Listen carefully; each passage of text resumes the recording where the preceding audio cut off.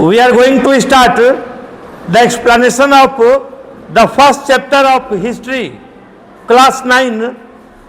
The name of the chapter is the French Revolution. It's the second class. In the first class, we had discussed main theme. और second class में हम लोग इस class में French revolution के different events, different aspects को और detail में एक्सप्लेन करते हैं। फ्रेंच रिवॉल्यूशन के डिफरेंट कारणों का अध्ययन हम लोगों ने इससे पहले के क्लास में किया था और उसमें फ्रेंच रिवॉल्यूशन के डिफरेंट कॉजेज का आपको विस्तार से वर्णन किया गया था। लेकिन अभी हम लोग ये स्टडी करने जा रहे हैं कि फ्रेंच रिवॉल्यूशन का स्टार्ट कैसे हुआ, कौन कौन सी घटनाएं थी जिसको कि मिला जुला करके हम लोग फ्रेंच रिवॉल्यूशन के नाम से जानते हैं। तो इसके अंतर्गत सबसे पहला फैक्टर है, सबसे पहला इवेंट है, वो है fall of Bastille. Fall of Bastille, Hindi में इसको कहा जाता है बास्टील का पतन। बास्टाइल एक फोर्ट्रेस था, यानी किला, एक छोटा सा किला था, इसका नाम बास्टाइल, फोर्ट्रेस ऑफ बास्टाइल था, यानी बास्टील का दुर्ग। तो ये था तो किला, किला का मतलब होता है कि जहां पर सैनिक हथियार, गोला बारूद इत्यादि रखा जाता है लड़ाई के मकसद से, उसको कहा जाता है फोर्ट्रेस यानी किला। लेकिन फ्रांस के लास्ट किंग लुइस 16 ने इस फोर्ट्रेस ऑफ बास्टाइल को एक जेल में बदल डाला था। It was a prison of fortress of Bastille, यानी एक जेल बना दिया था। किसके लिए? तो राजनीतिक बंदियों के लिए, पॉलिटिकल प्रिजनर्स के लिए। ऐसे लोग जो एब्सोल्यूट डिस्पोटिज्म का विरोध करते थे, जो बर्बन डायनेस्टी की निरंकुश राजसत्ता का विरोध करते थे, जो लुइस 16 के द्वारा टैक्स बढ़ाने के विरोधी थे, ऐसे लोगों को पकड़ करके फोर्ट्रेस ऑफ बास्टाइल में, या कहिए फोर्ट्रेस प्रिजन ऑफ बास्टाइल में रखा जाता था। और इस प्रकार से बास्टाइल के दुर्ग, यानी बास्टील के दुर्ग हिंदी में इसको कहा जाता है, तो बास्टील के दुर्ग या बास्टील का जो दुर्ग जेल था, इससे आम लोगों को बड़ी नफरत थी, क्योंकि fortress prison of Bastille was a symbol of absolute despotism. ये निरंकुश राजतंत्र का एक प्रतीक बन गया था। ये लोगों के ऊपर, फ्रांस के लोगों के ऊपर जुल्म अत्याचार का एक प्रतीक बन चुका था। जो लोग राजसत्ता का, राजा का विरोध करते थे, उनको पकड़ करके इसमें रखा जाता था। इस कारण से फोर्ट्रेस ऑफ बास्टाइल से लोग घृणा करते थे। दूसरी बात, ये ऐसा हुआ कि 14 जुलाई 1789, जुलाई 14, 1789 को पेरिस में, पूरे पेरिस में एक अफवाह फैल गया कि सेना को राजा ने ऑर्डर दे दिया है कि जो लोग विरोध करेंगे उसके ऊपर अंधाधुंध गोलीबारी करने के लिए। और एक्चुअली था क्या कि राजा ने ट्रूप्स को, यानी सैनिकों को पेरिस में मूव करने के लिए ऑर्डर दिया था राजा ने, ताकि लॉ एंड ऑर्डर को मेंटेन किया जा सके। कानून व्यवस्था को बनाने के लिए राजा ने सैनिकों को पेरिस की सड़कों पर गश्त करने का ऑर्डर दिया था। लेकिन अफवाह फैल गया कि सैनिक आ गया, अब गोलीबारी कर देगा, आम जनता के ऊपर गोलियों की बरसात कर देगा। और नतीजा हुआ कि लगभग 7000 लोग इसके विरोध में शहर के टाउन हॉल के सामने जमा हो गए। शहर के लोग इसके खिलाफ गोलबंद हो गए। टाउन हॉल के सामने लगभग 7000 लोग जमा हो गए और इन लोगों ने एक पीपल मिलिशिया, यानी एक जन सेना, यानी एक प्राइवेट सेना, लोग अपनी सेना बनाने का निश्चय कर लिया। अब पीपल मिलिशिया का निर्माण करने का संकल्प ले लिया। कितना तारीख का घटना है? तो 14 जुलाई 1789, जिस दिन को माना जाता है फ्रेंच रिवॉल्यूशन का प्रारंभ। तो लोगों ने पीपल मिलिशिया बना लिया। तब मिलिशिया है यानी जन सेना है, तो हथियार चाहिए। हथियार कहाँ से लाएगा? तो इसके लिए इन लोगों ने सोचा कि सरकारी ऑफिसेज में हमला करेंगे, और सरकारी ऑफिसेज में, पुलिस स्टेशन में या सेना की छावनी में हमला करेंगे, और जो हथियार लूटेंगे उसी से हम लोग काम करेंगे।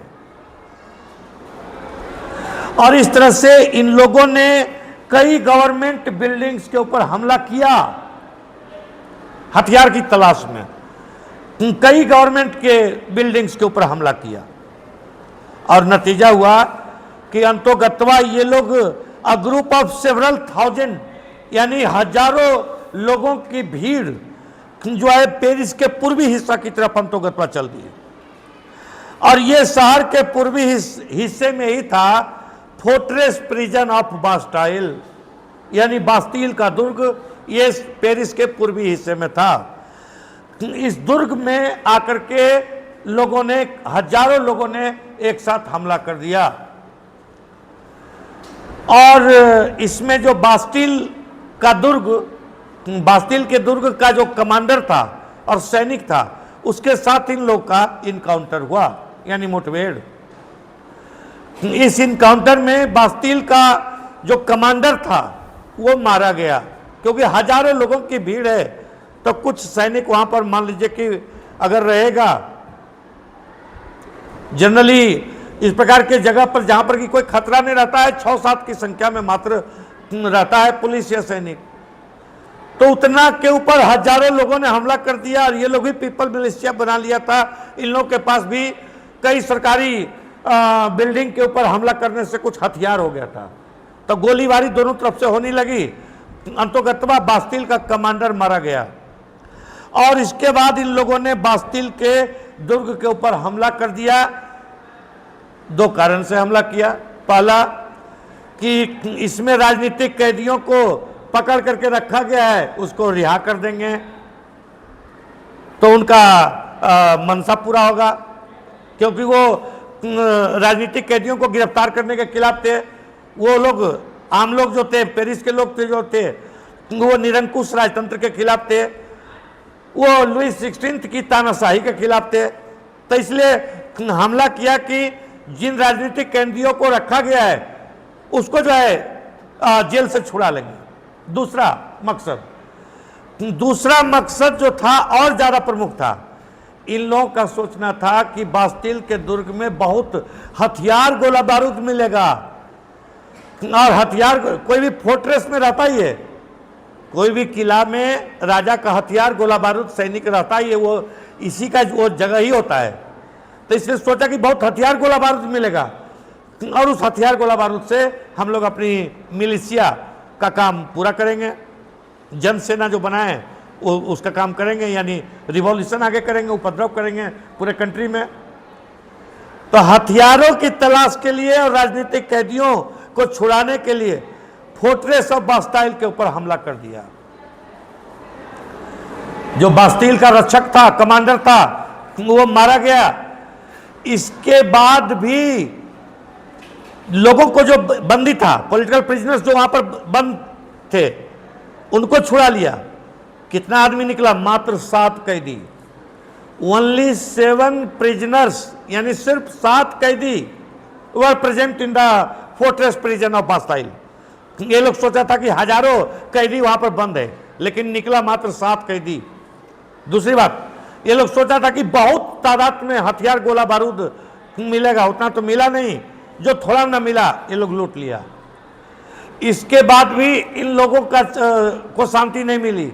इन लोगों ने फोर्ट्रेस ऑफ बास्टाइल को पूरी तरह से ध्वस्त कर दिया, तोड़ फोड़ करके नष्ट भ्रष्ट कर दिया।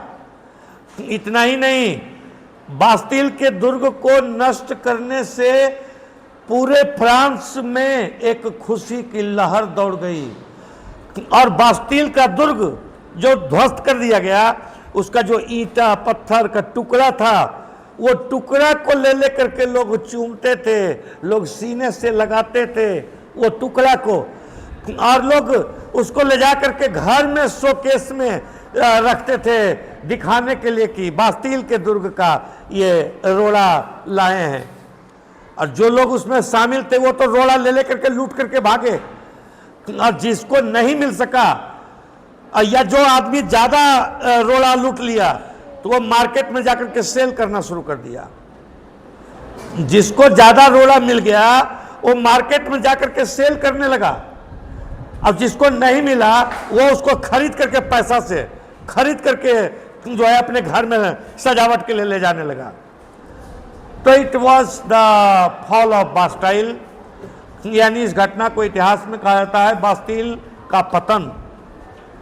और इसी के साथ फ्रेंच रिवॉल्यूशन का प्रारंभ हुआ ऐसा माना जाता है, क्योंकि इस घटना के बाद फ्रांस की राजधानी पेरिस में और पूरे फ्रांस में जिस प्रकार से घटनाएं घटित होने लगी, जिस प्रकार से उपद्रव, हिंसा, तोड़फोड़ इत्यादि की स्थिति उत्पन्न होने लगी, उसका अंतोगत्वा परिणाम ये हुआ कि नोबल्स के ऊपर, क्लर्जीमैन के ऊपर हमले हुए और राजा लुईस 16 को मौत की सजा दे दी रिवॉल्यूशनरीज ने। हालांकि बास्तील का दुर्ग का पतन जब हुआ था उस समय लोगों ने यह कभी अनुमान नहीं लगाया था कि एक ऐसा समय आएगा जब लुईस 16 को मौत के घाट उतार दिया जाएगा, लेकिन ऐसा ही हुआ। पूरे देश में अराजकता, अव्यवस्था की स्थिति हो गई। लोगों के लिए जो खाना था, फ्रांस के लोगों का स्टेपल फूड होता है ब्रेड और मीट, ब्रेड और मीट उसका स्टेपल फूड है। जिससे हम लोग का स्टेपल फूड है ना, भात दाल रोटी सब्जी, ये हम लोग का स्टेपल फूड है। स्टेपल फूड होता है कि जिसके बिना आप नहीं रह सकते हैं। आपको मुर्गा पुलाव अगर डेली दिया जाए, अब बिरयानी और मटन तो डेली आप नहीं खा सकते हैं, कुछ दिन आप खा लीजिएगा, लेकिन फिर आपको जरूरत हो जाएगा भात दाल और रोटी सब्जी का। और इस प्रकार से जो है अंतोगत्वा आप फिर तो वैसे ही फ्रांस के लोगों का स्टेपल फूड था ब्रेड और मटन, ब्रेड और मीट। अब ब्रेड का कीमत काफी अधिक बढ़ गया तो लोग भूखे मरने लगे, जो गरीब थे भूखे रहने लगे। उन लोगों का गुस्सा प्रशासन पर था, राजा के प्रति था, और विद्रोह की घटना ऐसे ही पूरे फ्रांस में फैल रही थी। इसने आग में घी डालने का काम किया और इस तरह से रिवोल्ट का जो ये प्रारंभ हुआ वो धीरे धीरे करके पूरे फ्रांस में फैलता गया। अब इसके बाद नेक्स्ट टॉपिक इसी चैप्टर में हम लोग को पढ़ना है, वो है कि लुईस 16 जब गद्दी पर बैठा 1774 में, बर्बन डायनेस्टी का जो राजा था, आखिरी राजा जिसके शासनकाल में फ्रेंच रिवॉल्यूशन हुआ 1789 में, तो उस राजा का नाम था लुईस 16। बर्बन डायनेस्टी के राजा लुई का टाइटल रखते थे, लुई अपने नाम के पहले लगा लेते थे, और बाकी एक्चुअली उनका नाम कुछ दूसरा रहता था, लेकिन वो गद्दी पर बैठने पर लुई का टाइटल लगा लेते थे। और मान लिया कि उनके पूर्वज के आधार पर उनका काउंटिंग होता था, जैसे पूर्वज हैं लुई 14, तो उनका बेटा गद्दी पर बैठा तो उसका नाम कुछ है लेकिन वो लगा लिया लुई 15। फिर उसका बेटा गद्दी पर बैठेगा तो नाम लगा लेगा लुई 16। तो ये बर्बन डायनेस्टी का शासन सत्ता था। वो लुई फर्स्ट थे तो वो काफी यशस्वी थे, उन्हीं के नाम पर उनका सब वंशज गद्दी पर बैठते थे, तो अपना टाइटल लुई लगा लेते थे और वही नंबर में एक एक बढ़ता जाता था। खैर, तो Lewis 16 was the king when the French Revolution had taken place in 1789। लेकिन 1774 में लुईस 16 गद्दी पर बैठे, फ्रांस की गद्दी पर, मात्र 20 वर्ष की आयु थी उनकी, और मात्र 20 वर्ष की आयु थी, और उनकी शादी हुई इसी समय ऑस्ट्रिया के हैब्सबर्ग डायनेस्टी की बेटी से। हैब्सबर्ग डायनेस्टी की प्रिंसेस, राजकुमारी, जिसका नाम था मैरी एंटवाइनेट। एक बात आप गौर कीजिए कि इस समय ऑस्ट्रिया जो था वो कोई साधारण इक्की दुक्की कंट्री नहीं था। ऑस्ट्रिया इस समय सुपर पावर था दुनिया का, और ऑस्ट्रिया का जो रूलिंग डायनेस्टी था हैब्सबर्ग डायनेस्टी, वो इस समय पूरे संसार में सबसे ज्यादा प्रतिष्ठित डायनेस्टी था। और दूसरा फ्रांस का बर्बन डायनेस्टी, दोनों ही काफी प्रतिष्ठित राजवंश थे। ऑस्ट्रिया के हैब्सबर्ग डायनेस्टी की प्रिंसेस, राजकुमारी, यानी ऑस्ट्रिया के राजा की बेटी, जिनका नाम था मैरी एंटवाइनेट, उनकी शादी हुई लुईस 16 के साथ। सब कुछ बहुत अच्छा था, लेकिन जब लुईस 16 गद्दी पर बैठे तो बिल्कुल फ्रांस का खजाना खाली हो चुका था। लुईस 16 के गद्दी पर बैठने के समय फ्रांस का खजाना बिल्कुल खाली हो चुका था, और इस कारण से लुईस 16 गद्दी पर बैठे थे। मैरी एंटवाइनेट जैसी अति खूबसूरत लड़की से शादी किए, लेकिन सब कुछ सही नहीं रहा, सब कुछ उल्टा पुल्टा होने लगा। मैरी एंटवाइनेट, आपको बता दिए उनका रुतबा कि वो हैब्सबर्ग डायनेस्टी की प्रिंसेस थी। अब आप सोच सकते हैं उनका क्या खर्च था, उनका जो है 500 खाली नौकर चाकर रहता था उनके पर्सनल बॉडी के मेंटेनेंस के लिए। 500 नौकर चाकर मैरी एंटवाइनेट का। उस समय कार वगैरह तो नहीं था, बग्घी था, घोड़ा का होता है बग्घी, देखें आप लोग, घोड़ा खींचता है, माने टमटम से ज्यादा वो मॉडिफाइड रहता है। शादी उदी में आप देखे होंगे कि उस टाइप का रहता है, बनाया हुआ घोड़ा का टाइप का, तो उसको बग्घी कहा जाता है। टमटम का बहुत हाईली मतलब डेकोरेटेड फॉर्म। 200 बग्घियां अकेले मैरी एंटवाइनेट के घूमने के लिए 200 बग्घियां थी। 500 से ज्यादा नौकर चाकर सिर्फ मैरी एंटवाइनेट की देखभाल के लिए थे। उतना ही इसका दास दासी सब लगे हुए रहते थे। मैरी एंटवाइनेट जो अपनी जितनी खूबसूरती थी, खूबसूरती के साथ ही पैसों को पानी की तरह बहाने के लिए भी मशहूर थी। पैसों का कोई महत्व नहीं था मैरी एंटवाइनेट के लिए, पैसों का कोई महत्व नहीं था। और लोग उनको कहते ही थे madam the deficit. Madam the deficit यानी डेफिसिट मतलब घाटा, घाटे वाली मैडम, यानी ऐसी मैडम थी कि फ्रांस को हर हमेशा घाटा ही घाटा होना था, क्योंकि इतना खर्च उनका था तो घाटा होना ही है। अरे खर्च किसी का जो है इनकम के आधार पर होता है। 100 रुपया का इनकम है तो हो सकता है 50 रुपया खर्च कीजिएगा, 80 रुपया खर्च कीजिएगा, लेकिन 100 रुपया आमदनी और खर्च कीजिएगा 1000 तो घाटा ही घाटा होना है, कर्ज ही होना है स्टेट पर। तो इसीलिए मैरी एंटवाइनेट का हल्का सा जिक्र आपको कर दिए कि मैडम द डेफिसिट के नाम से जानी जाती थी। कंपटीशन में भी क्वेश्चन ये पूछता है आपको कि किस मतलब क्वीन को कहा जाता था मैडम द डेफिसिट। तो गद्दी पर बैठे लुईस 16 और मैरी एंटवाइनेट के साथ शादी उनकी हुई। लेकिन सबसे जो मेन बात है वो ये कि पूरा राज खजाना खाली था, ट्रेजरी पूरा एम्प्टी था। तो खजाना जब खाली है तो शासन कैसे होगा? फ्रांस जैसे देश का शासन लुईस 16 कैसे करेंगे? और खजाना खाली होने का कारण क्या है? तो ये जरा स्टडी कर लीजिए, एक मिनट गौर कीजिए। आप अभी ये पढ़ने जा रहे हैं कि फ्रांस का खजाना यानी ट्रेजरी यानी राजकोष बिल्कुल खाली था जब लुई 16 गद्दी पर बैठे। 1774 रिवॉल्यूशन कब हुआ? 1789, मात्र 5 वर्षों में। 5 वर्षों में ये राजा उतना कोई कर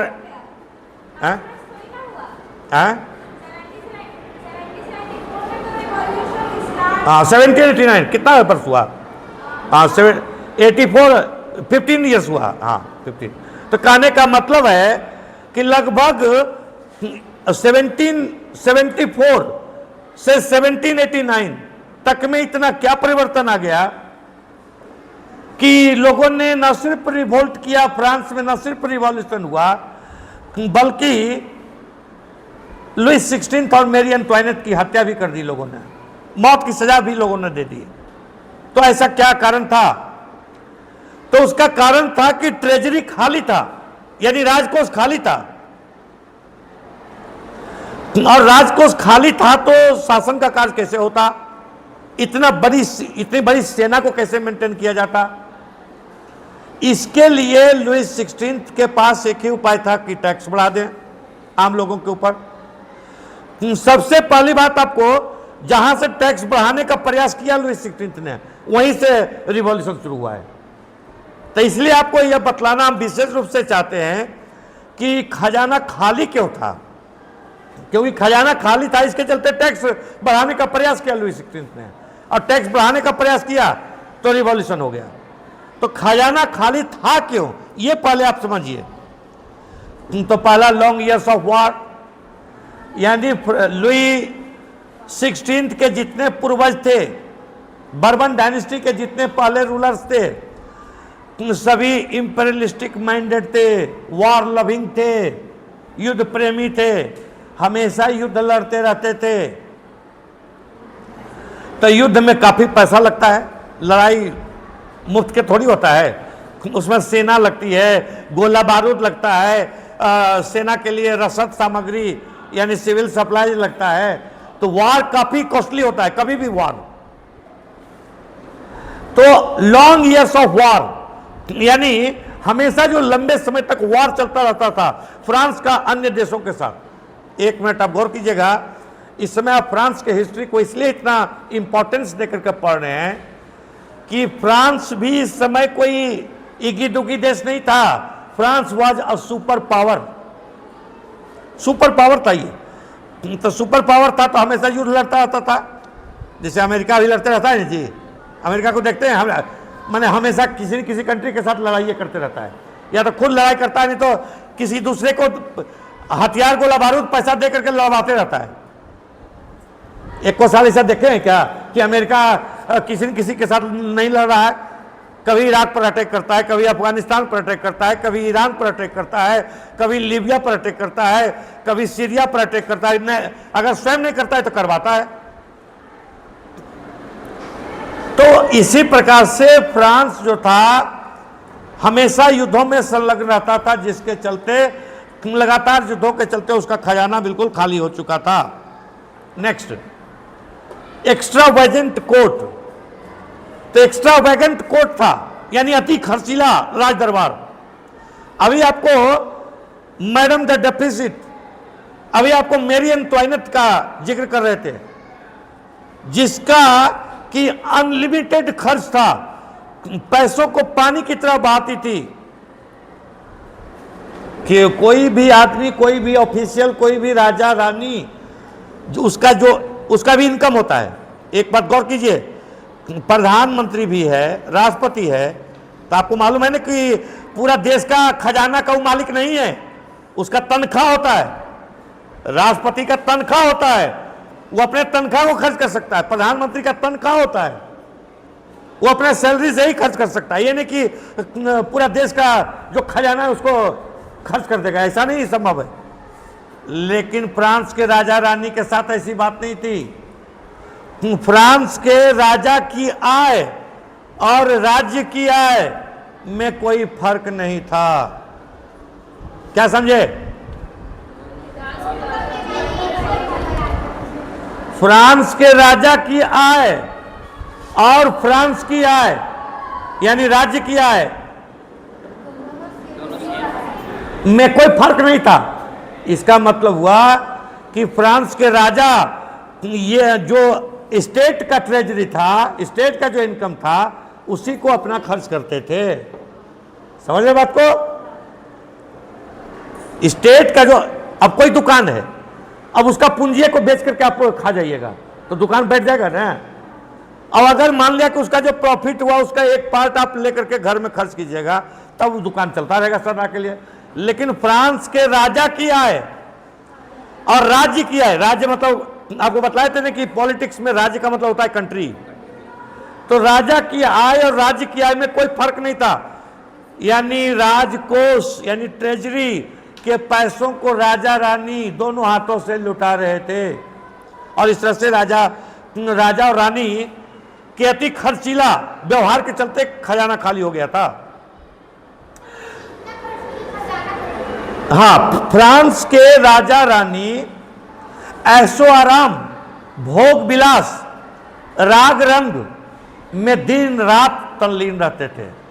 न सिर्फ स्वयं रहते थे तल्लीन, बल्कि उनके जितने चापलूस, चाटुकार, भोगी लोग थे, वो सब लोग फ्रांस की राजधानी पेरिस से 12 मील दूर वर्सेल्स नामक जगह पर एक भव्य महल में रहते थे।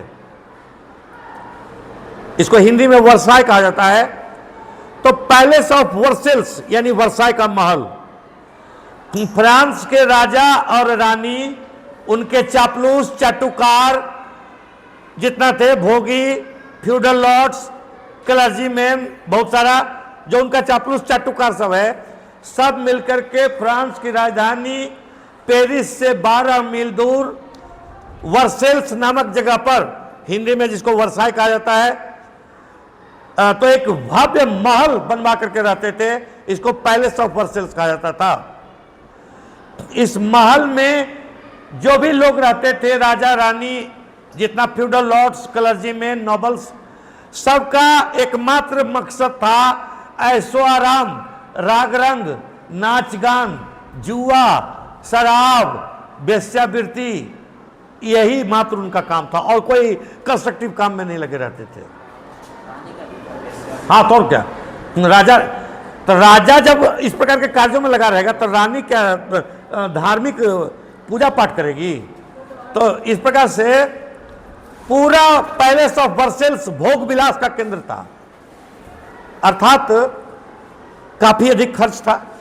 इस प्रकार के कार्यों में काफी अधिक खर्च होता है। नतीजा था कि फ्रांस का राजकोष पैलेस ऑफ वर्सेल्स यानी वर्साय के महल में होने वाले अति खर्च के कारण से फ्रांस का राजकोष बिल्कुल खाली हो चुका था। इस समय हम लोग पढ़ रहे हैं कि फ्रांस का राजकोष यानी स्टेट ट्रेजरी ऑफ फ्रांस खाली क्यों था, जिसके चलते लुईस 16 टैक्स बढ़ाने के लिए मजबूर हुआ, और टैक्स बढ़ाने के चलते ही रिवॉल्यूशन शुरू हो गया। तो उसका एक और कारण था American war of independence. American war of independence, आपको मालूम है कि इंडिया और अमेरिका दो संसार का सबसे इंपॉर्टेंट कॉलोनी था। कॉलोनी मतलब जिसको यूरोप के देश कब्जा करना चाहते थे। इंडिया के ऊपर कब्जा करने के लिए भी दो देश लड़ रहे थे, याद है ना आपको? कई देश लड़ रहे थे, लेकिन अंततः दो देश बचे थे। कौन कौन लास्ट में दो कंट्री थे? एक इंग्लैंड और दूसरा फ्रांस। ऐसे तो पाले थे पोर्तुगीज भी, डेन भी, डच भी, लेकिन बाकी सभी को बाहर कर दिया इंग्लैंड फ्रांस ने। लेकिन अंततः बच गए दो, एक ब्रिटिश बच गए और एक फ्रेंच बच गए। अब ये दोनों ही इंडिया के ऊपर, और अमेरिका में भी यही हुआ, अमेरिका में भी सभी को बाहर कर दिया, लेकिन अंततः दो बच गए, ब्रिटिश और फ्रेंच। अब ये दोनों इंडिया पर भी कब्जा करना चाहते थे, अमेरिका पर भी कब्जा करना चाहते थे। तो एक मयान में एक ही तलवार में जाएगा, दो तलवार तो जाएगा नहीं। तो अब ये फैसला कैसे होगा कि एक मयान में कौन तलवार जाएगा? फैसला कैसे होगा? तो युद्ध से होगा, वार से होगा। 7 वर्षों तक लगातार इंग्लैंड और फ्रांस में पूरे ऑल अराउंड द वर्ल्ड युद्ध हुआ। इसको हिस्ट्री में कहा जाता है 7 इयर्स वॉर। क्या कहा जाता है इसको हिस्ट्री में? 7 इयर्स वॉर। 1756 से 1763 तक 7 वर्षों तक इंग्लैंड और फ्रांस के बीच ये वर्ल्ड लेवल पर वॉर हुआ। इसके माध्यम से फैसला होना था इंडिया का भविष्य भी और अमेरिका का भविष्य भी। और इस 7 इयर्स वॉर, जिसको हिंदी में सप्तवर्षीय युद्ध कहा जाता है, इस 7 इयर्स वॉर में यानी सप्तवर्षीय युद्ध में ब्रिटिश की निर्णायक जीत हुई और फ्रांस की पराजय हुई।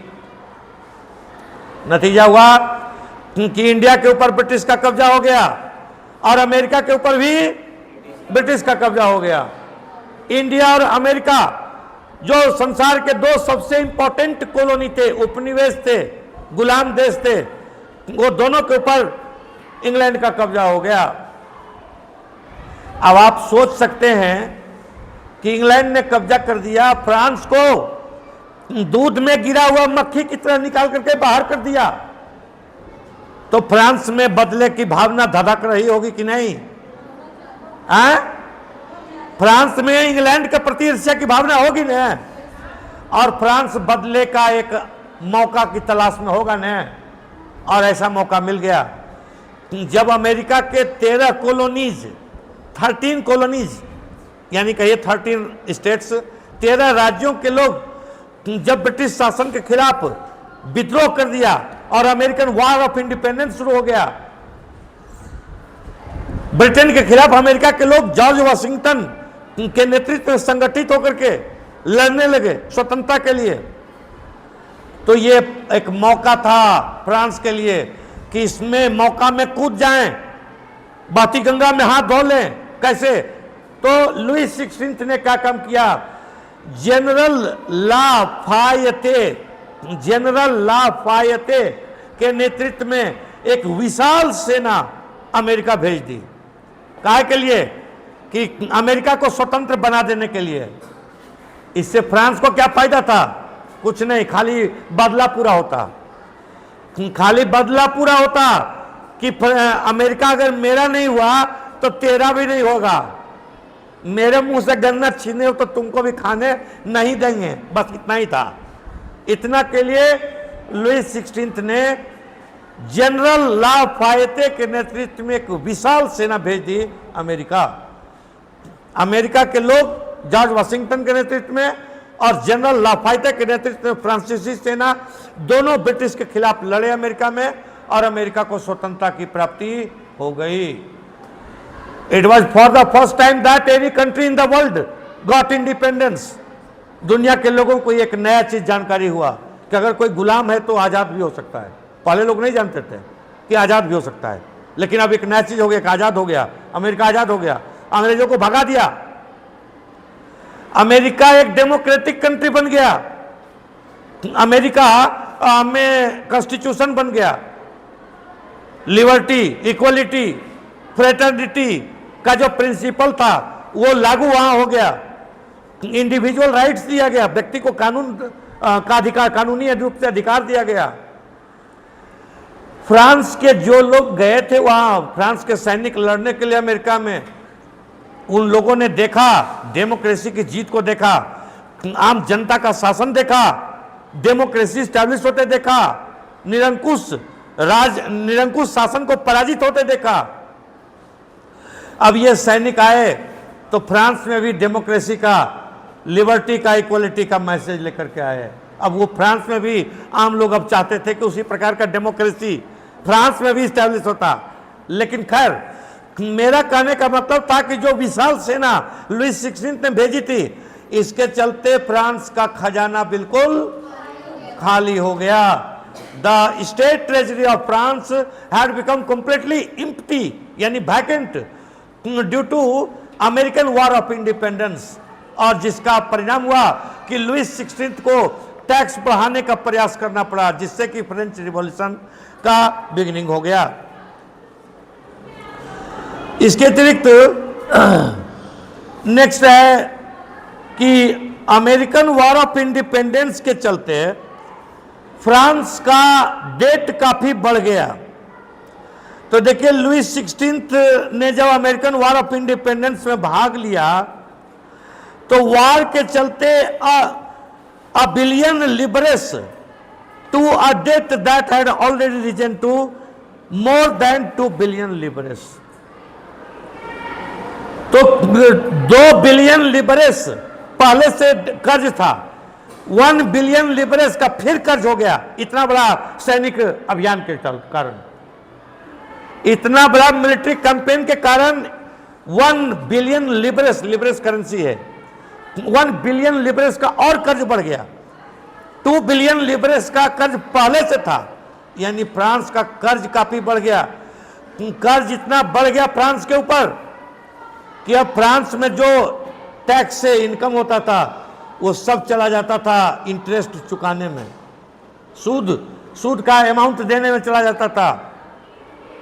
दूसरी बात, अब जो लेंडर लोग दिए थे फ्रांस की सरकार को कर्ज, जिन बैंकर ने कर्ज दिया था उन बैंकर ने भी फ्रांस की सरकार के ऊपर नियंत्रण कसा, कहा कि जल्दी पैसा लौटाइए, अब आपसे आपके ऊपर 10% इंटरेस्ट लेंगे, जल्दी से पैसा मेरा लौटाइए, आप कर्ज में लगातार डूबते चले जा रहे हैं, कहां से दीजिएगा इतना पैसा।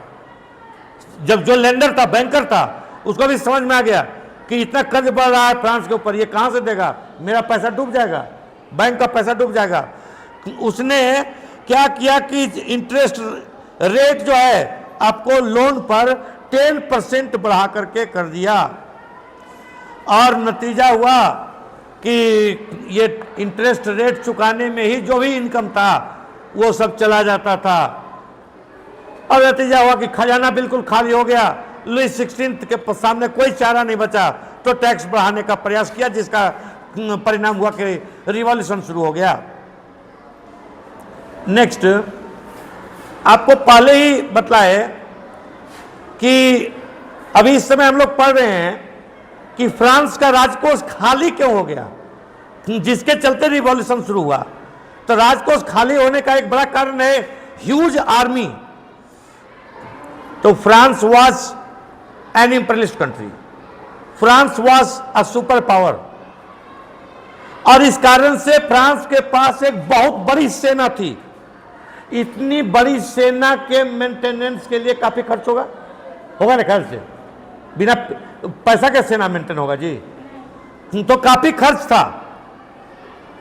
और इतना खर्च को मेंटेन करने के लिए राजकोष में पैसा था नहीं। अब पैसा था नहीं, राजकोष खाली हो चुका था, तो सेना कैसे मेंटेन होता, और सेना नहीं मेंटेन होता तो जो फ्रांस की आन बान और शान थी वो रह नहीं पाती। तो इस कारण से जो है लुईस 16 के पास कोई चारा नहीं बचा टैक्स बढ़ाने के प्रयास करने के, और जब टैक्स बढ़ाने का प्रयास किया तो फ्रेंच रिवॉल्यूशन का प्रारंभ हो गया। तो इस तरह से जो है ह्यूज आर्मी के मेंटेन करने के चलते स्टेट ट्रेजरी ऑफ फ्रांस जो है बिल्कुल वैकेंट हो गया था, एम्प्टी हो गया था, खाली हो गया था। अनदर कॉज है स्टेट ट्रेजरी ऑफ फ्रांस के खाली होने का, और वो है गवर्नमेंट ऑफिसेज को चलाने का एक्सपेंडिचर। जब खजाना खाली हो गया तो सरकारी ऑफिस को चलाया कैसे जाएगा, तनख्वाह कैसे दिया जाएगा। सरकारी ऑफिस चलाने में खर्च है ना जी, तनख्वाह दीजिएगा तब तो काम करेगा कर्मचारी सब। तो जितना सरकारी ऑफिस है वो चलेगा कैसे, खर्च कैसे होगा। इसके लिए खजाना चूंकि खाली था तो फ्रांस के राजा के पास टैक्स बढ़ाने के सिवा और कोई चारा नहीं बचा। लेकिन ये सब कारण के बावजूद सबसे बड़ा कारण अब हम बतलाते हैं आपको, और वो था कि फ्रांस में सोशल कंडीशन ऐसा था कि फ्रांस का सोसाइटी 3 स्टेट्स में बटा हुआ था, first state, second state, third state. First state was comprised of clergyman, यानी पादरियों, पादरी लोग बोला जाता है हिंदी में। तो फर्स्ट स्टेट में सिर्फ पादरी लोग थे, यानी clergyman. Second state was comprised of nobles, यानी कुलीन वर्ग, अभिजात्य वर्ग। के लोग सिर्फ सेकेंड स्टेट में थे, और third state was comprise of common people, आम लोग थर्ड स्टेट में थे। फ्रांस की जो सामाजिक और राजनीतिक व्यवस्था थी तो उसको ओल्ड एज रिजिम कहा जाता था। इसमें ऐसा सिस्टम था कि फर्स्ट स्टेट और सेकेंड स्टेट जो है टैक्स फ्री था, यानी जिसके पास इनकम काफी अधिक था वो टैक्स फ्री था। समझे बात को? जिनके पास काफी अधिक इनकम था वो टैक्स फ्री था। क्लर्जी मैन और नोबल्स के इनकम के कई साधन थे। क्लर्जी मैन आम जनता से टैक्स लेते थे, रिलीजियस टैक्स वसूल करते थे, तो नोबल्स भी कई प्रकार का मेनोरियल ड्यूज वसूल करते थे। जमीन के ऊपर नोबल्स का अधिकार था, जमीन नोबल्स देते थे आम लोगों को खेती करने के लिए, और नोबल्स मेनोरियल ड्यूज भी लेते थे। तो देखिए चर्च भी वसूल करता था आम लोगों से टैक्स, इसको टिथ कहा जाता था। किसानों मजदूरों से टिथ नामक टैक्स चर्च वसूल करता था। इसके अतिरिक्त कोई धार्मिक समारोह होता था उसमें टैक्स लिया जाता था चर्च के द्वारा। अब नोबल्स मेनोरियल ड्यूज लेता था। अब एक और बात यहां पर गौर कीजिए आप लोग कि आपको जितने प्रशासन के और सेना के ऊंचे ऊंचे पद थे सभी नोबल्स के लिए रिजर्व रहते थे। एडमिनिस्ट्रेशन के जितने ऊंचे पद थे सभी नोबल्स के लिए, और सेना के जितने ऊंचे पद थे सभी नोबल्स के लिए रिजर्व रहते थे। तो इसका मतलब है कि नोबल्स के इनकम के सोर्सेज काफी अधिक थे।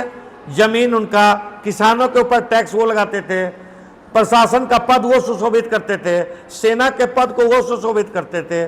तो नोबल्स के इनकम काफी अधिक थे।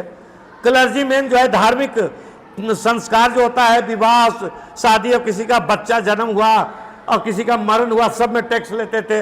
प्लस इसके अतिरिक्त एक जनरल टैक्स लेते थे किसानों से, उसको टिथ कहा जाता था।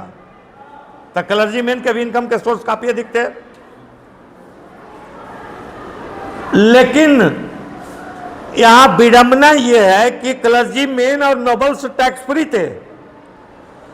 समूचा टैक्स देना किसको पड़ता था? तो जो कॉमन लोग थे, किसान थे, मजदूर थे, जो दास थे, उनको देना पड़ता था। और ये लोग ऐसे थे कि अधिकांश किसानों के पास अपना जमीन ही नहीं था। ये लोग नोबल्स की जमीन में खेती करते थे। और इस प्रकार से आपको इसका एक आप समझ लीजिए डेटा कि only a small number of them owned the land they cultivated. सिर्फ कुछ ही किसान थे जिनके पास जमीन भी थी, बल्कि वो बाकी खेती करते थे नोबल्स की जमीन पर। About 60% of the land was owned by nobles, the church and other richer members of the third state. या तो नोबल्स के अधीन जमीन था, या चर्च का जमीन था, या थर्ड स्टेट में भी कुछ लोग धनीमानी थे, उनका जमीन था, उन्हीं पर किसान खेती करते थे। तो यानी स्थिति फ्रांस की ऐसी थी कि मतलब कमाता कोई था, खाता कोई था, करे कमाई लंगोटी वाला। जो कमाई करता था वो बिल्कुल लंगोटी पहन करके, यानी अर्धनंगा, हाफ नेकेड रहता था, और खाए पगड़ी वाला यानी नोबल्स अमन चैन की बंसी बजाते थे, ऐशो आराम भोग विलास की जिंदगी व्यतीत करते थे आम लोगों के कठोर परिश्रम के ऊपर। आम लोग जो है सुबह से लेकर के शाम तक दिन रात कठिन परिश्रम करते थे, फिर भी भूखे नंगे थे। They half fed and half clad. दूसरी तरफ नोबल्स और क्लर्जी मैन जो है भोग विलास, राग रंग, ऐश्वाराम, जुआ, वेश्यावृत्ति इत्यादि में दिन रात संलग्न रहते थे। और इस परिस्थिति में टैक्स भी वो नहीं देते थे। अब टैक्स भी देते थे जो भूखे हैं।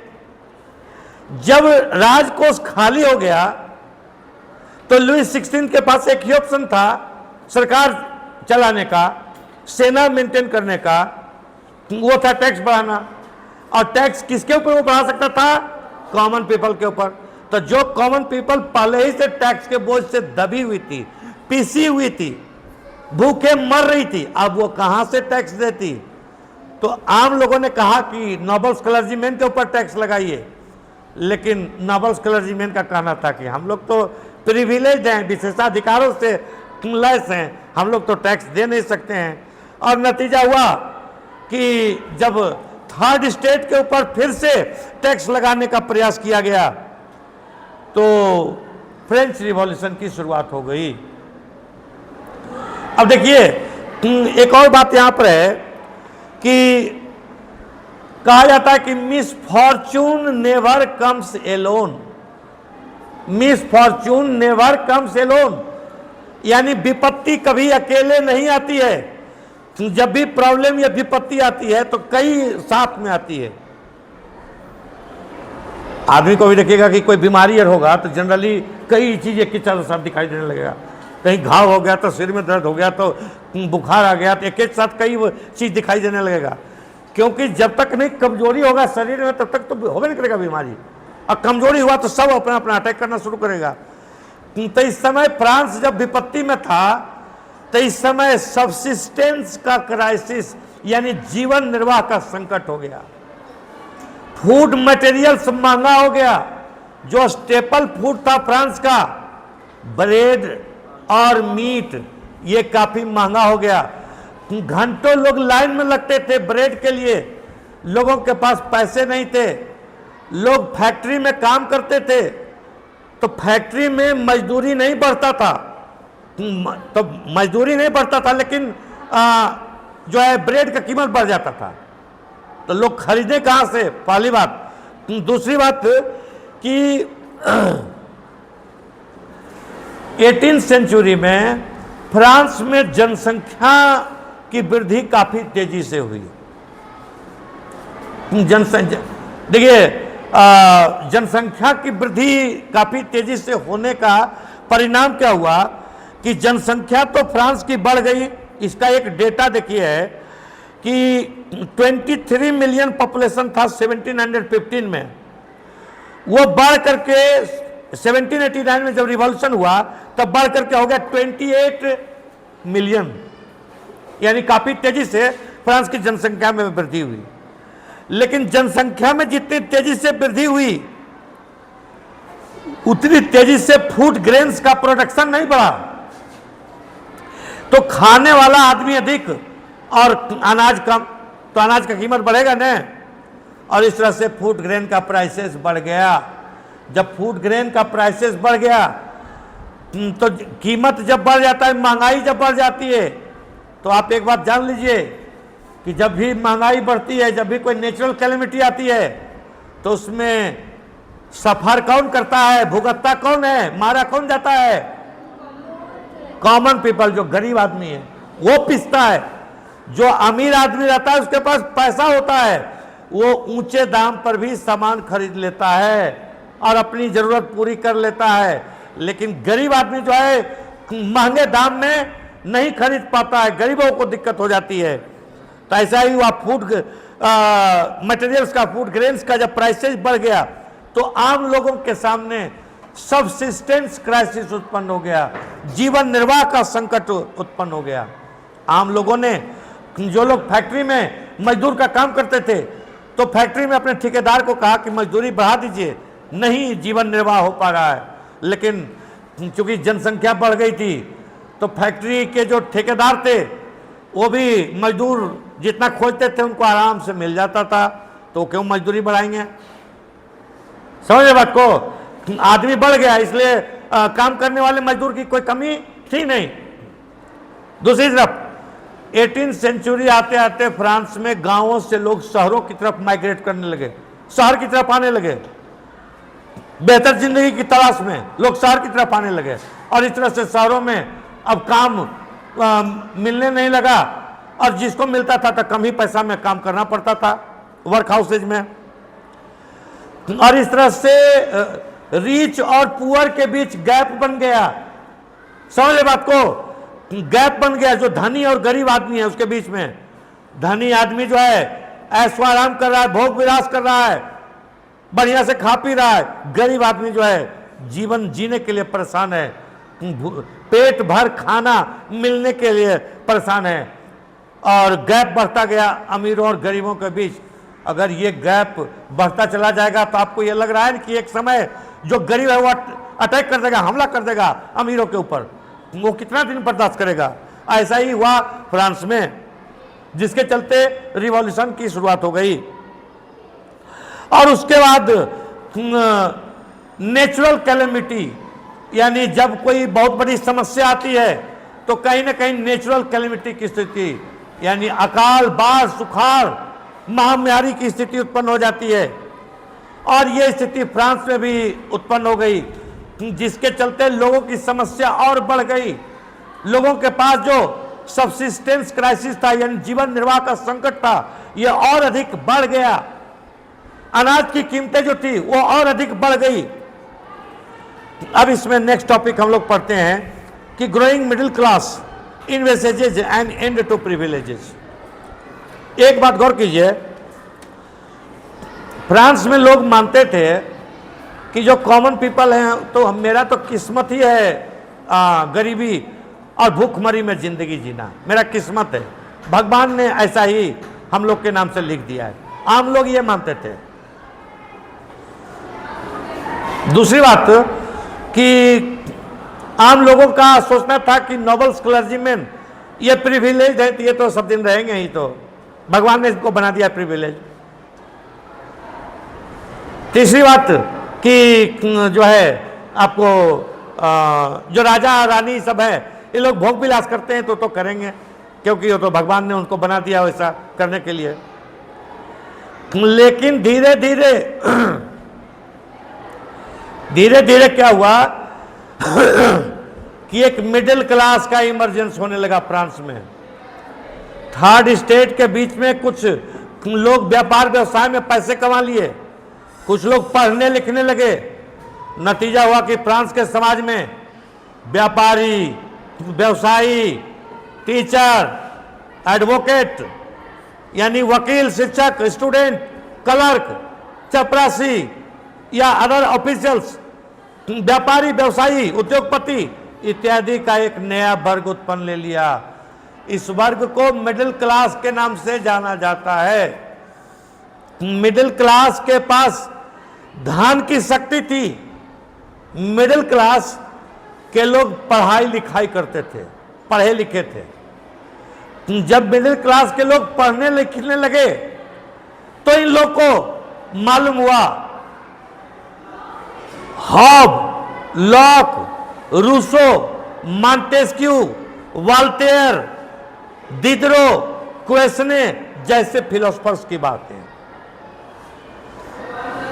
जो फिलोसफर का नाम लिए, John Locke, Hobbes, Rousseau, Montesquieu, Voltaire, ये सभी फिलोसफर्स जो थे, इन लोगों ने राजपद की उत्पत्ति के दैवी सिद्धांत यानी डिवाइन थ्योरी ऑफ किंगशिप का कड़ा विरोध किया। कहा कि नहीं, राजा जो है वो भगवान का बेटा नहीं है, राजा भगवान के द्वारा जमीन पर शासन करने के लिए भेजा नहीं गया है। राजा जनता का प्रतिनिधि है, जनता ने राजा को बिठाया गद्दी पर और जनता की सेवा करने के लिए बिठाया है। रूसो ने अपने सोशल कॉन्ट्रैक्ट की थ्योरी के माध्यम से यह प्रमाणित कर दिया कि आम लोगों ने मीटिंग करके अपने सभी अधिकार एक व्यक्ति को ट्रांसफर कर दिया है, वो व्यक्ति राजा हो गया है। और रूसो ने यह भी बतलाया कि आम लोगों को यह अधिकार है कि अगर राजा लोगों की अपेक्षा के ऊपर, लोगों की आकांक्षा के ऊपर, लोगों के एस्पिरेशन के ऊपर सही नहीं उतरता है, खरा नहीं उतरता है, तो आम लोग अपने अधिकारों से वापस ले लेगा, तो राजा एक कॉमन आदमी बन जाएगा, राजा गद्दी से हट जाएगा। यानी रूसो ने सोशल कॉन्ट्रैक्ट थ्योरी के माध्यम से इस बात को फॉर्मुलेट किया कि राजा भगवान का बेटा नहीं है। डिवाइन थ्योरी ऑफ किंगशिप का जो है कड़ा विरोध किया। कहा राजा जनता का प्रतिनिधि है, जनता राजा को बनाई है, जनता राजा को हटा सकती है। गौर कीजिए बात को। अब लोगों को जानकारी हुई कि राजा को हटाया भी जा सकता था। पहले लोग नहीं जानते थे कि राजा को हटाना भी संभव था। अब लोगों को मालूम हुआ। ऐसा ही विचार अन्य फिलोसफर्स ने किया। तो देखिए, एक फिलोसफर का नाम है कि जॉन लॉक। तो जॉन लॉक ने भी इसी प्रकार का जो है, उसने डिवाइन थ्योरी ऑफ किंगशिप का कड़ा आलोचना किया और कहा कि राजा के पास एब्सोल्यूट राइट नहीं हो सकता है, निरंकुश अधिकार राजा के पास नहीं हो सकता है। दूसरा कि रूसो ने सोशल कॉन्ट्रैक्ट थ्योरी के माध्यम से जो है कहा कि शासन का स्रोत, शक्ति का स्रोत जनता है। तीसरा एक फिलोसफर थे मॉन्टेस्क्यू। मॉन्टेस्क्यू ने कहा कि सरकार एक नहीं होती है, सरकार के 3 अंग होते हैं, सरकार का एक सेंटर सही नहीं है। मॉन्टेस्क्यू ने बतलाया कि there are 3 organs of government. कौन कौन 3 organs? Legislative, executive and judiciary. तो आज तो हम सभी लोग जानते हैं कि सरकार के 3 अंग होते हैं, लेजिस्लेटिव, एक्सिक्यूटिव एंड जुडिशरी। लेकिन आप ये समझ लीजिए कि सबसे पहले ये बात किसने आइडेंटिफाई किया? मॉन्टेस्क्यू ने। मॉन्टेस्क्यू ने सबसे पहले बताया कि सरकार का एक सेंटर नहीं बल्कि सरकार का 3 ऑर्गन्स है। लेजिस्लेटिव जो कानून का निर्माण करेगी, एक्सिक्यूटिव जो कानूनों को लागू करेगी, और जुडिशरी जो कानूनों की रक्षा और कानून का जो उल्लंघन करेगा उसको दंड देगी, तो उसको कहा जाएगा। और इस तरह से सरकार के 3 ऑर्गन्स बतलाए।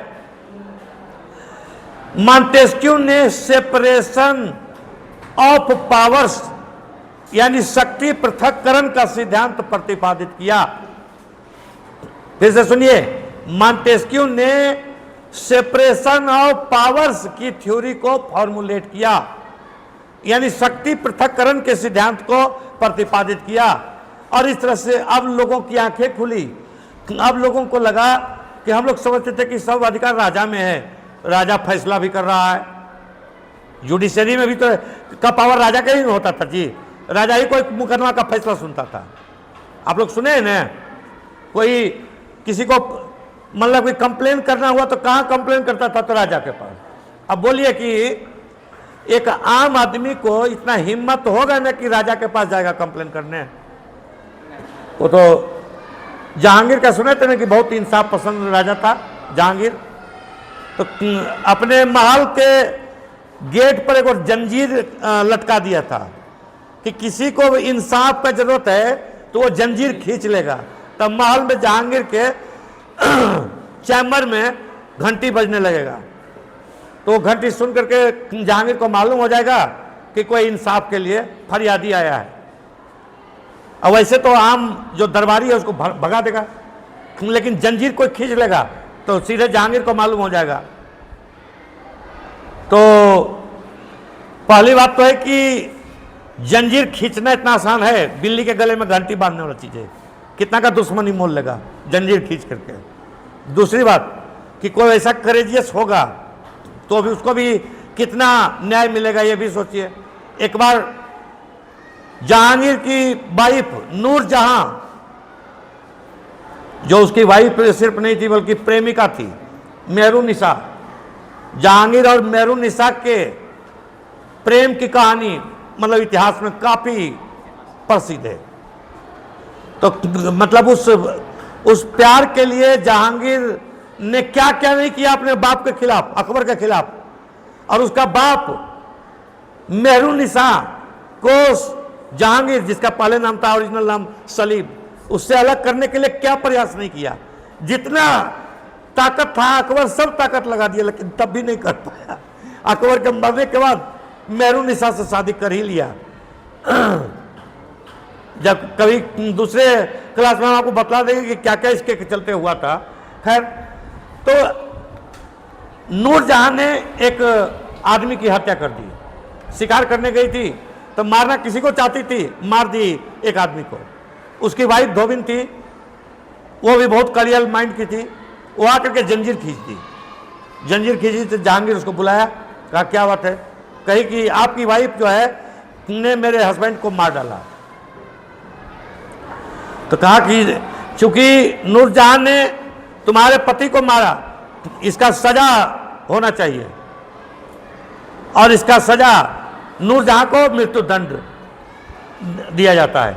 इसका सजा सिर्फ नूरजहां को मृत्युदंड के रूप में हो सकता है और कोई दूसरा सजा नहीं हो सकता है। लेकिन अंततः उस धोबिन को तरह तरह से सब इंप्रेस करने लगा, मनाने लगा कि तुम क्षमा कर दो, क्षमा कर दो। सोने चांदी हीरे जवाहरात लेकर के अंततः वो नूरजहां को माफ कर दिया। अलग बात है, कहने का मतलब है कि इंसाफ राजा के हाथ में रहेगा, कानून बनाने का काम भी राजा के हाथ में रहेगा। जैसा कि लुई 16 कहा करता था, लुई 16 जिसके शासनकाल में फ्रांस की क्रांति हुई थी, वो कहा करता था anything is legal because I like. गौर से सुनिए, एनीथिंग इज लीगल, कोई भी चीज कानूनी है, बिकॉज आई लाइक, क्योंकि मैं पसंद करता हूं। यानी जो मैं पसंद करता हूं वही कानूनी है, जो मैं नहीं पसंद करता हूं वो गैर कानूनी है। समझ रहे बात को? तो कानून बनाने का अधिकार मॉन्टेस्क्यू ने कहा कि राजा को नहीं, कानून बनाने का अधिकार लेजिस्लेटिव ऑर्गन को होना चाहिए। और इस तरह से मॉन्टेस्क्यू के द्वारा Rousseau, John Locke, John Hobbes इत्यादि, इसके अतिरिक्त डिडरो, क्वेसने इत्यादि फिलोसफर्स जो मिडिल क्लास में हुए के कारण फ्रांस के लोगों की आंखें खुल गई। लोगों का जो मुख असंतोष था वो प्रखर वाणी के रूप में परिणत हो गया।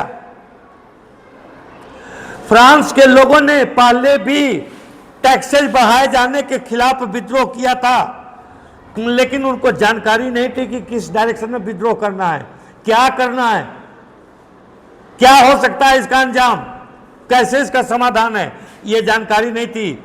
लेकिन अब इन फिलोसफर्स ने, यानी मॉन्टेस्क्यू ने, रूसो ने, लॉक, हॉब, डिडरो, क्वेसने इत्यादि फिलोसफर्स ने लोगों की आंखों को खोल दिया, उनको क्रांति का रास्ता बतला दिया, उनको क्रांति का मार्ग बतला दिया कि किस रास्ते पर चल करके रिवॉल्यूशन करना है।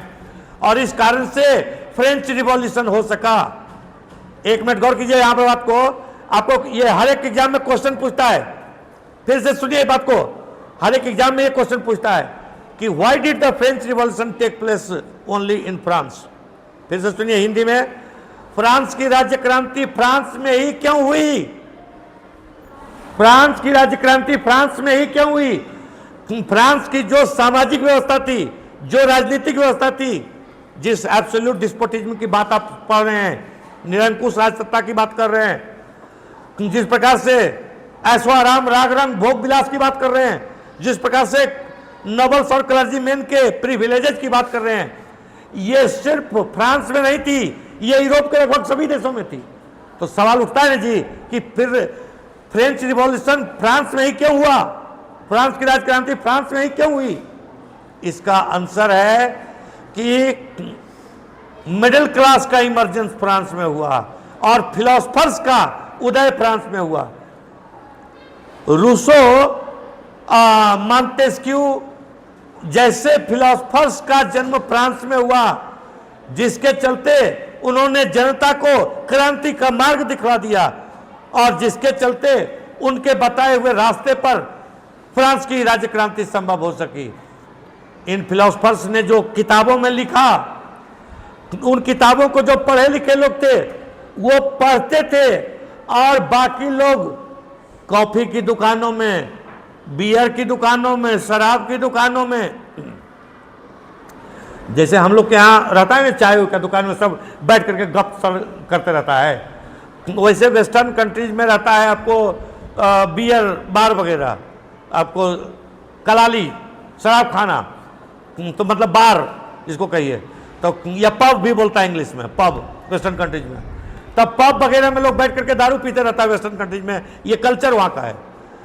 तो वहाँ पर जो पढ़ा लिखा आदमी था वो किताब पढ़ता था और जितना अनपढ़ था सब घेर करके उसको सुनता था और उसमें यही लिखा हुआ था कि लोगों के पास रिवॉल्यूशन करने का रास्ता है, तुम लोग राजा को गद्दी से हटा सकते हैं, क्योंकि लोगों ने राजा को बनाया है, राजा को किसी भगवान ने नहीं भेजा है। ये सब बात लोग सुनते थे, नतीजा हुआ कि लोगों में क्रांति का बोध जागृत हुआ और ultimately the French revolution took place in 1789 in France. चूंकि ऐसे विद्वान, ऐसे दार्शनिक, ऐसे फिलोसफर फ्रांस में ही पैदा लिए थे, फ्रांस के अन्य देशों में नहीं पैदा लिए थे, इसलिए फ्रांस की राज्य क्रांति यानी the French revolution took place in only in France, सिर्फ फ्रांस में हुई। अगर इस प्रकार के फिलोसफर्स, अगर इस प्रकार के दार्शनिक यूरोप के अन्य देशों में पैदा लिए होते तो शायद ये फ्रांस की राज्य क्रांति की तरह की क्रांति दूसरे देशों में भी होती, लेकिन ऐसा नहीं था। This is the end of today's class. Thank you.